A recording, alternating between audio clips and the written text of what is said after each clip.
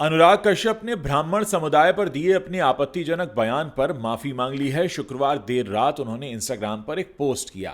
उन्होंने लिखा, मैं माफी मांगता हूं, पर यह मैं अपनी पोस्ट के लिए नहीं बल्कि उसे एक लाइन के लिए मांग रहा हूं जिसको गलत तरह से लिया गया और नफरत फैलाई गई। कोई भी एक्शन या स्पीच आपकी बेटी, परिवार, दोस्त और जानने वालों से ज्यादा नहीं होता।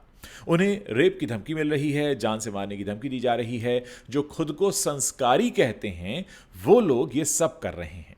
उन्होंने आगे ये भी लिखा, तो कही हुई बात तो वापस नहीं ली जा सकती और ना ही लूंगा, लेकिन मुझे जो गाली देनी है दो। मेरे परिवार ने ना कुछ कहा है और ना कहता है, इसलिए अगर मुझसे माफी ही चाहिए तो ये मेरी माफी है। ब्राह्मण लोग औरतों को बख्श दो, इतना संस्कार तो शास्त्रों में भी है, सिर्फ अनुवाद में नहीं है। आप कौन से ब्राह्मण हो तय कर लो, बाकी मेरी तरफ से माफी।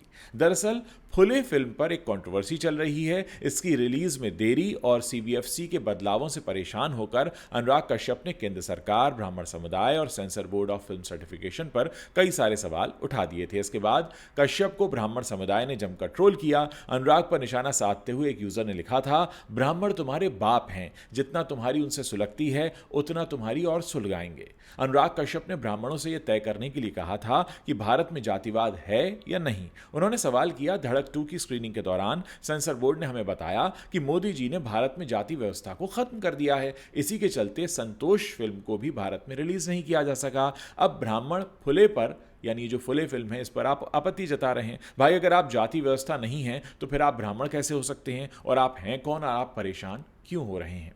उन्होंने यह भी सवाल उठाया था कि भारत में कितनी और फिल्में हैं जो ब्लॉक होंगी। अनुराग ने एक और स्टोरी शेयर करके लिखा था, पंजाब 95, 30, धड़क 2, फुले, मुझे नहीं पता कि जातिवादी, क्षेत्रवादी और नस्लवादी सरकार के एजेंडे को एक्सपोज करने वाली कितनी और फिल्मों को ब्लॉक कर दिया गया। उन्हें अपना चेहरा आईने में देखने में शर्म आती है। उन्हें शर्म आती है कि वो खुलकर यह भी नहीं बता सकते कि फिल्म में ऐसा है क्या जो उन्हें परेशान कर रहा है, डरपोक कहीं के। तो इसके बाद सारा बवाल शुरू हुआ था। बहरहाल अनुराग कश्यप ने अब अपनी तरफ से माफी मांग ली है।